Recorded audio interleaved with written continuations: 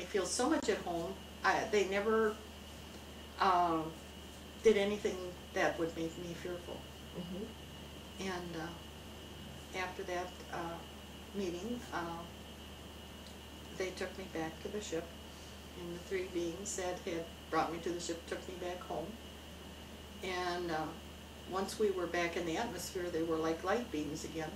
I don't know if it was something that they put around themselves for protection or what it was, but they walked me back into the house through the front door again.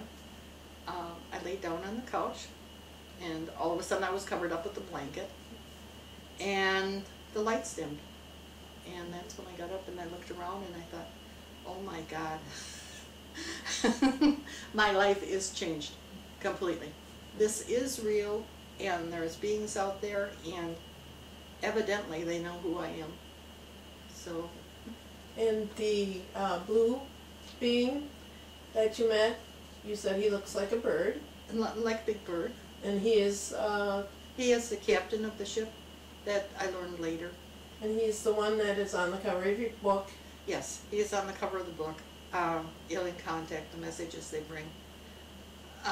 Because I thought, he's interesting. He's so different. And yet, people who look at it have told me, boy, you can just see the compassion in his eyes, even from the book cover. Right. It's a close, very close replica.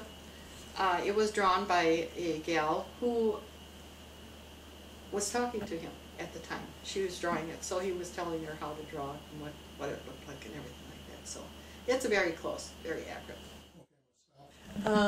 In talking to you, your experience does not sound like the typical experiences that you hear about the abducting greys and horrible experimentation that is done on people and hybridization and that sort of thing. Can you tell us more about your alien contact view on those subjects? The aliens that I've been in contact with do not abduct people. There's no reason to. They don't experiment on you. They actually only want to help the planet and the people. There are the greys and there are the reptilians, and there's good in every group of beings. Human, greys, reptilians are always good in the group, but there seems to be a group here now that have their own agenda, which is not good for humans. And so your contacts do not believe in the abducting? No.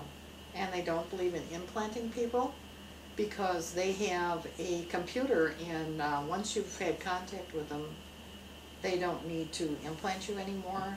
This computer recognizes you by your vibrations, and everything has its own vibration, its own level, and that's how they can figure out where you are. So no matter where you are, once you've had contact with them, they can always find you. Okay. And so can you tell us what is the difference between that sort of tracking or keeping track of a person as opposed to the grace implant? Well, usually they're implanted, and that way they can be abducted. I have heard no one tell the story of that they're implanted, and they can say no when the aliens come. And the aliens that I've had contact with say that is not the truth. If you decide that you don't want to go with them, you have the right to say no. And you can call on their leader, you can call on God, you can call on Jesus, whatever you feel is important to you, to stop it. You can call on whose leader are you? Their leaders, and their leaders would have to say, well, no, we can't really take them against their will. And I've heard many people who have done that, and it's really worked. So, you know, if you don't want it, and if you want it, that's fine. You know, it's up to you. Right. What you want. So a person needs to have the knowledge that they can say no. Right.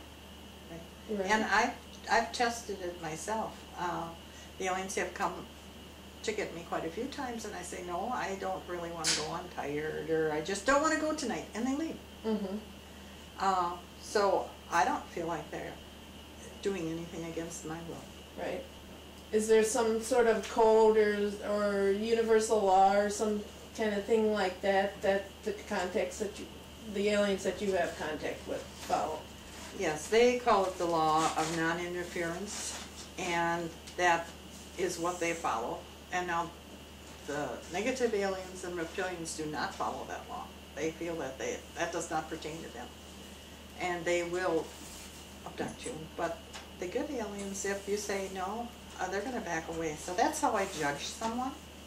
If I say no, I don't want to do this, if they're going to try to take me, I know they're not good. So where does this law of non-interference originate from? God. God, and He is.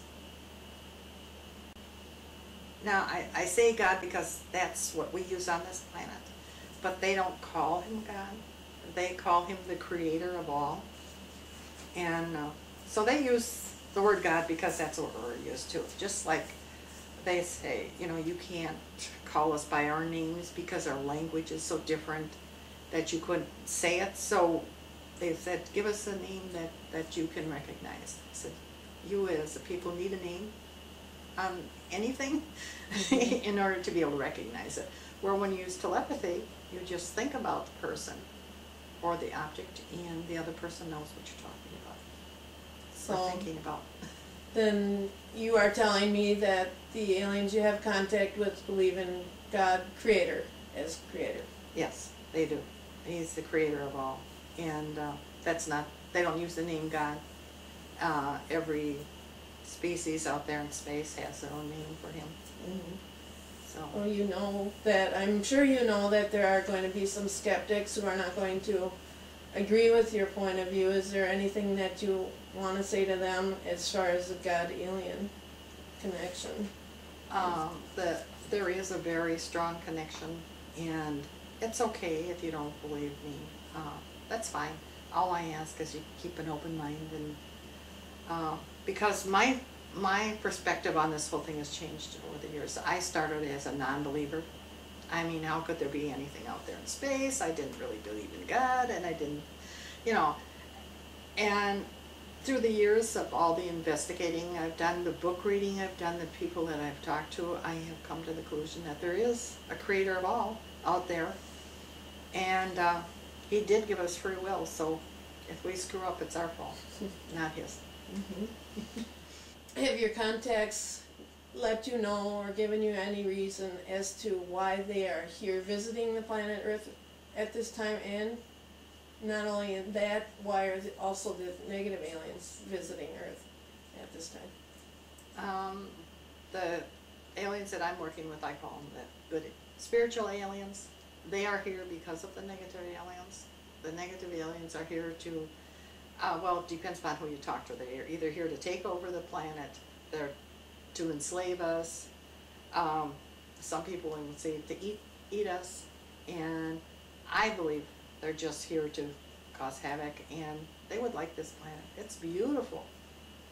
According to the aliens, it's one of the most beautiful planets in this whole universe and universes. That it is so beautiful and it's so diverse, which a lot of planets aren't. A lot of planets are mostly sand or desert, and a lot of them are just forests, and a lot of them are snow. So this planet seems to have everything.